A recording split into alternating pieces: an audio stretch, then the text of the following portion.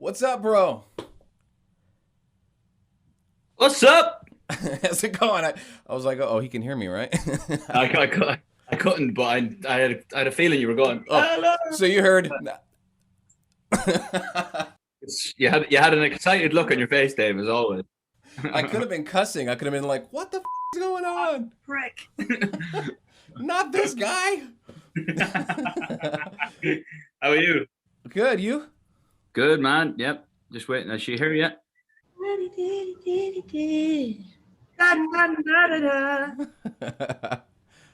How are you?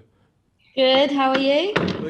So are you one of those that you walk around singing all the time, like in a grocery store, and do you drive your friends crazy doing that? They're like, shut up, we get it, you're a singer. To be honest, we all fucking do.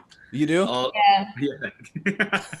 I used to do it, yeah, when I was younger. I used to sing wherever I was, and my friends used to be like, you just want people to know that you're a good singer. And I was like, no, it's just habit. I just want to sing all the time. But it's probably a bit of both. Especially if you're walking through a store and you hear like music playing on the overhead, you just kind of join in with it, don't you? Yeah.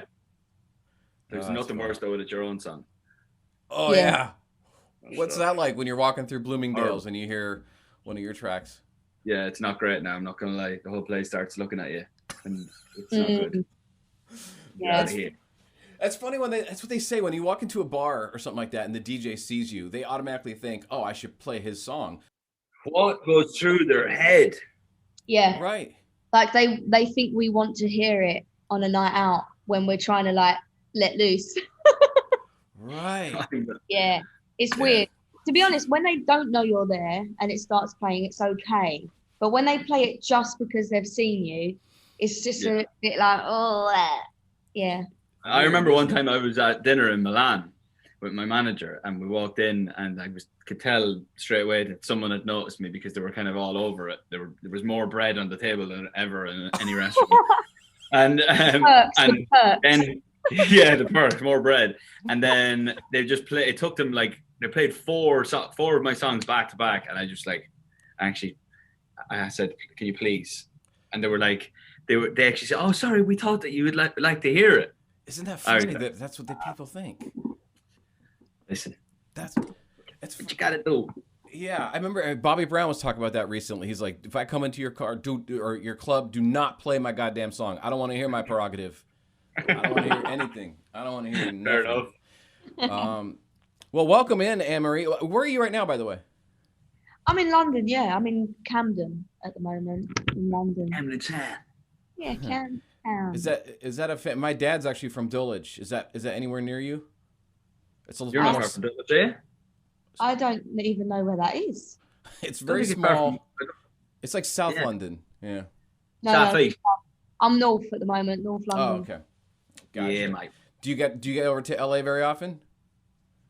Yeah, normally I would. Yeah, Yeah. I love it there. Yeah, I love it. Makes me be a better human in LA for some reason. Yeah. When the That's sun's not, out, it makes you happy. that's not said a lot about LA. That's usually Really? LA is usually picked on a little bit. Yeah. What do you like to Oh, do? Like when you're here, when you come to LA, what are you like? All right, I have to do this. I have to do that. I have to go to this shop. well, first of all, my body clock seems to fit LA. Like as soon as I'm there, I'm in sync with the time, right? So I say in sleep sync. really well. I sleep really well. And then I wake up early and I go to a gym class straight away in the morning. There's so many food options everywhere. Mhm. Yeah. I'm just always eating healthily. So it just makes me be better. There I is agree some, with that. yeah, there is something about LA like that. The health food is everywhere, and vegetarian and this and that. Even it's very easy to take care of yourself here, isn't it? Yeah. That's why everyone looks beautiful over there. Yeah. Well, thank you. Dazzling. I'm gonna take Especially you. Look at Dave. Dave's over in Toluca Lake. Just It's right, but the bad thing about where I live near a world market, so we have world food. So I'm in there getting Jaffa cakes. I'm getting penguin orange Kit Kats. So it's all downhill. I It's the love a worst. Jaffa cake. Yeah, it's nice. Man, Niall, it's crazy. You've become like this. You're a generation artist in a way, aren't you? I mean, because it's been like 11 years right now. Isn't that kind of the rule? If it's been 10 years, that's it. You're a generation artist. Oh, wow. Yeah. Yeah, I've never really thought about it like that. Yeah. Do you have, you must have people coming up to say, you know, I grew up with you, or I made a baby to your music or something like that. Yeah, no, I've had all of that. The worst one I'm getting now is, oh, I used to be such a fan. You're like, what? And what happened? You're not happy with it anymore? Yeah, and you've got the personality enough to call them out and say that. What happened? And then they must. I actually say, like, what? Why did my music not suffice? Wow. And they're like, that's funny. That's amazing. I never really thought about that. It literally is. It's nuts that I'm 27. I've been doing this for nearly 11 years. 11 years, like, in a couple of months. It's crazy to think about it like that. I'm only a baby. You are, and it's weird because there's the ups and downs with all of that. There's the ups, and then there's the downs where you grow your thick skin through all of that, and now do you feel like you've come out on the other side of things, and now you're kind of like I said, part of their life, and now you're a hero in that way. Yeah, no, it's cool when you think about it like that. You've been part of so many people's lives around the world for so long. I mean, the longer it lasts, the better for me, because I absolutely love what I do. And I don't have any other qualifications or anything. So if you could please support the cause for as long as possible.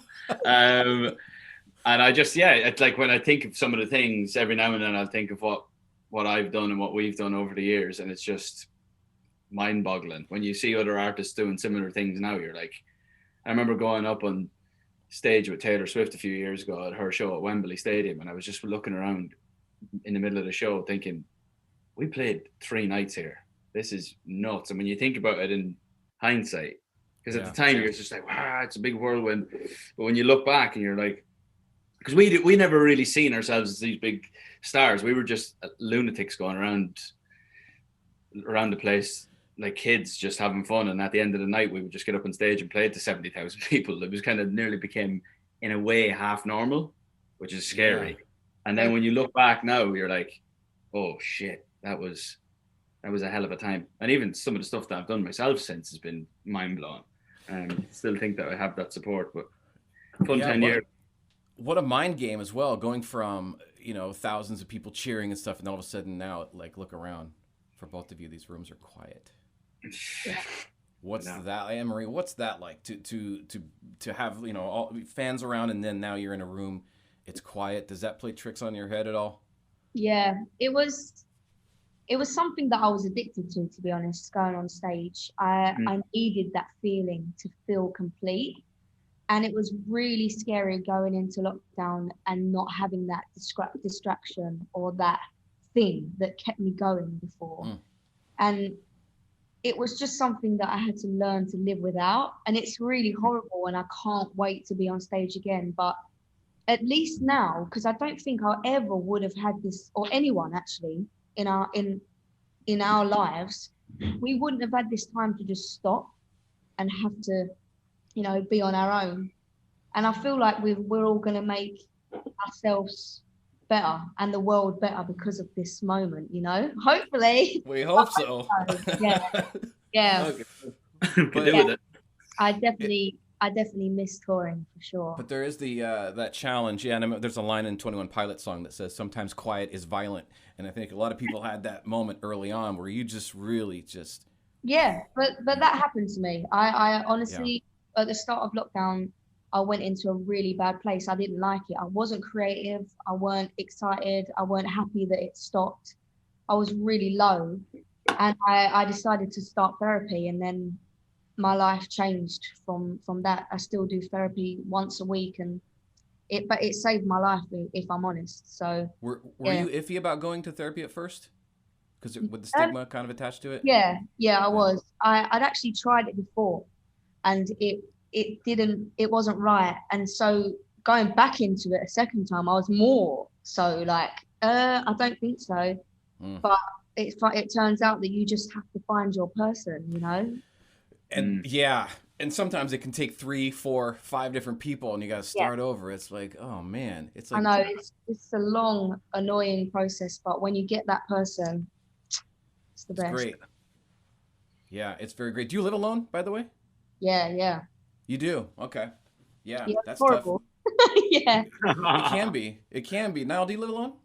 No, I don't. I've been lucky actually during that kind of thing, but I am very much like I'm a routine based type person. Like I need to, when I'm on the road, I do the same thing every day, and I like that. I'm kind of a bit obsessive when it comes to that kind of stuff. I have to know what I'm doing. Sure. Like that. And when it all stopped, there's only so much you can look at the television, and like, and there's only so much you can watch. Yeah, exactly. There's only so much shit you can watch on TV, right? And there's only so many times you can look at the same wall or read the same. I swear to God, I must have read about 10 books in about 4 weeks. It was just the same. There's only so much of that you can do though. So I was getting a bit antsy, and so I got into a bit of a routine, you know, even just like working out and cooking and at least something to do. But it was, I did find myself getting a bit frustrated. Because quite an agitated person anyway. So it was nice when the door started opening again, you could get out. Sure. It was starting to lose the plot a little bit. Yeah, it's kind of when you turn to YouTube and start learn. I know you learned guitar on YouTube. What during lockdown have you learned on YouTube?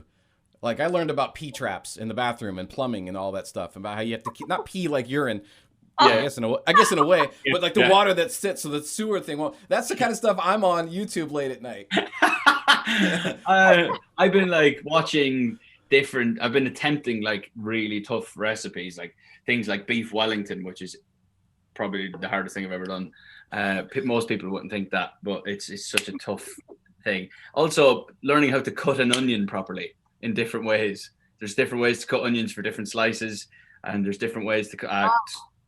Please, if you lived in there for 25 minutes. Yeah. Can you do it about frying though? No.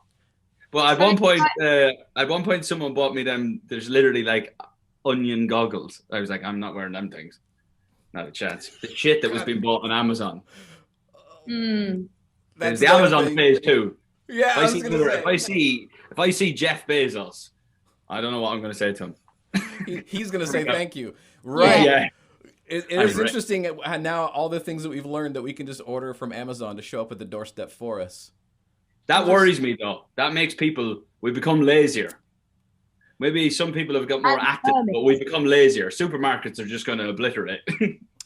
You're right. And in a way, we're finding too much comfort in that to the point where we're going to start disliking people in general. And you're both on stage. Yeah. So you're far enough away, but oh man.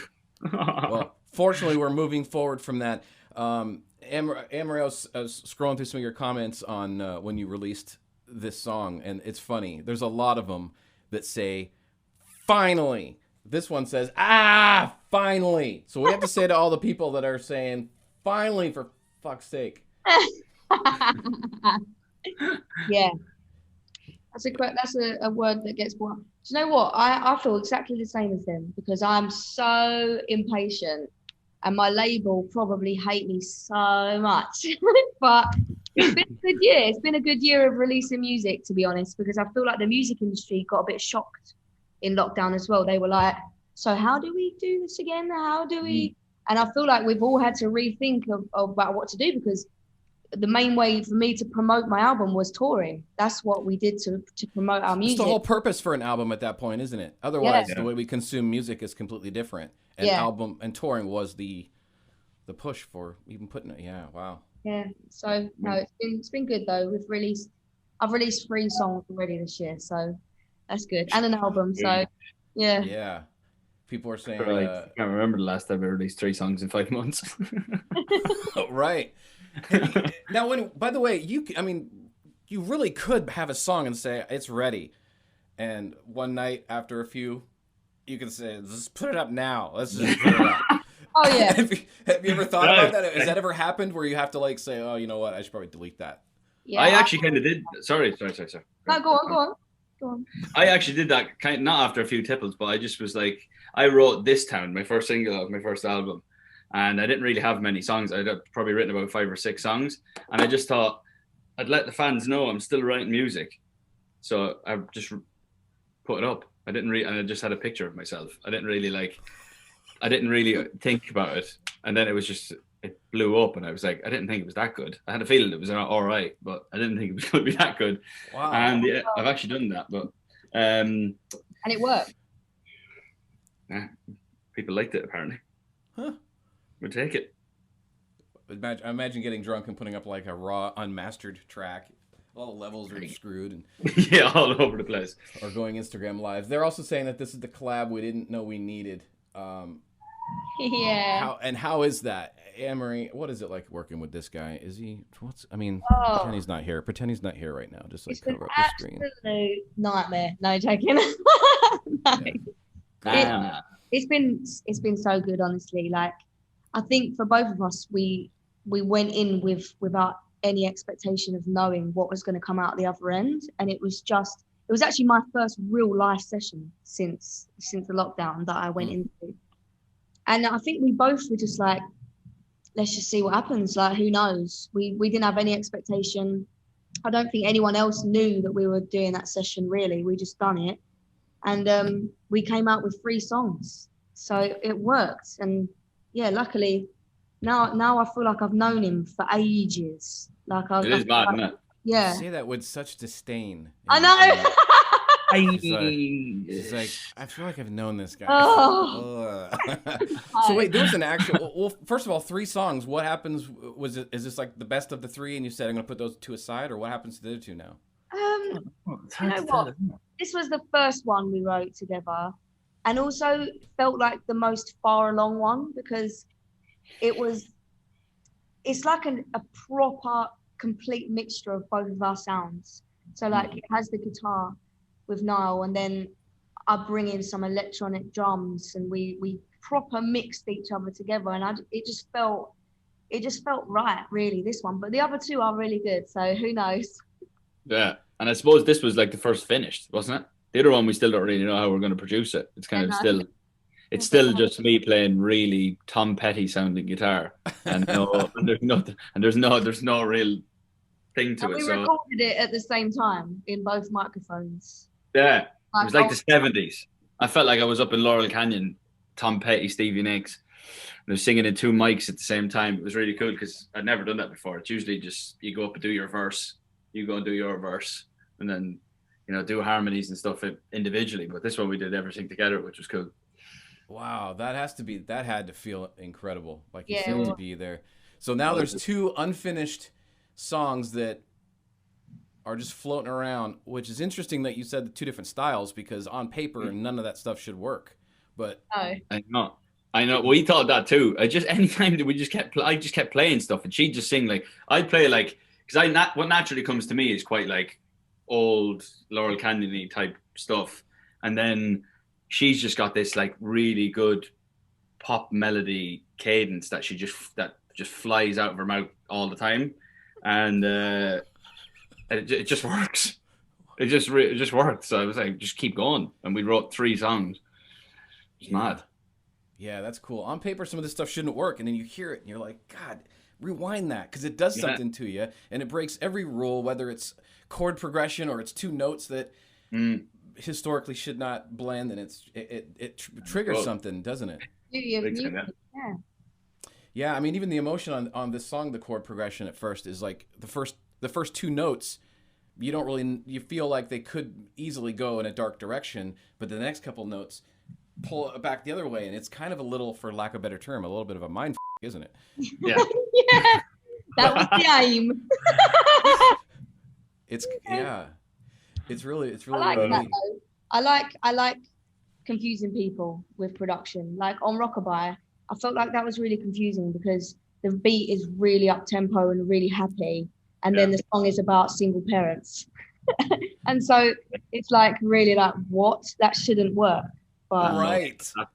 They're my favorite types of things. But some of the greatest songs of all time are head fucks. So no one actually knows what some of the greatest songs of all time are about. There's these upbeat, happy songs like "Pumped Up Kicks" by Foster the People, and then when you listen to the lyrics, you're like, hold on, That one blew my mind when I figured that one out. I was mind blown. It just shows you, doesn't it? Yeah, it really does. Music. Yeah. I'm gonna be a little self-serving on this one because I love On the Hook. Just when I think you're gone, hear the song on the radio, and because in a way, I think people forget. To artists, radio is important, isn't it? Because people think that it's just all about streaming, but in a way, and I don't want to. I know that's a deep hole to dive down with streaming. Yeah. But radio is still part of the magic, isn't it? Oh my God. I constantly want to I actually do always say thank you so much whenever I go into a radio station because it's so important. It's actually, I think one of my favorite things is sitting in the car and putting the radio on. That's what I want to do. I want to go for a drive and put the radio on. And that's what it gives us. It gives us that moment of just like, well, me personally, pure joy. And it's so important for songs like this one. The fact that radio is probably the first place people are going to actually hear it. And then they go to the other places afterwards. So, yeah, sure. For me, radio is. I came, when I first started, there was no such thing as streaming radio. It was all radio. So I've always been a radios man. I've always stood up for radio, and I'm always a fan. And same again, get into the car, play the tunes, and even the younger people still love it too. It'll be there. It's always going to be there. Yeah, there's something special about hearing your own song on the radio and knowing that looking around at other cars because everybody's listening to the exact same moment in the song. I mean, streaming is great. I stream all the time as well. Yeah, me too. And that control of the playlist it's incredible. But just knowing that you're sharing that moment with other cars that could be listening, and you're in the exact same moment in the song, and exact same time. Brilliant. Love it. It becomes really special. I don't want to keep you guys too much longer because I know, Anne-Marie's got to keep working hard while Niall disappears for a while. I mean, seriously. He goes on vacation during your work time. How rude. So I'm not bringing out an album. Yeah. This is true. So when people hear this song for the first time, when they hear our song, what do you want them to listen to, not only in the message, but also was there something like an 8 count or a 16 bar that you're like, I worked on this forever, and I really hope that they hear this little transition? Drums we work hard on. Yeah. Yeah, baby. And we just like, to be fair, we were so lucky it came together so naturally that we didn't have to overthink it too much, and we kind of had an idea of what the production was going to sound like, just based on. To be fair, you were good. You kind of just let me have the jam and mess around and all that stuff. So I was kind of just happy with the way it was coming together. It was coming together really nicely, but we had to make sure that we got our two sounds in and fit really well because they're obviously very different. I personally love the short pre. I love a short pre chorus. I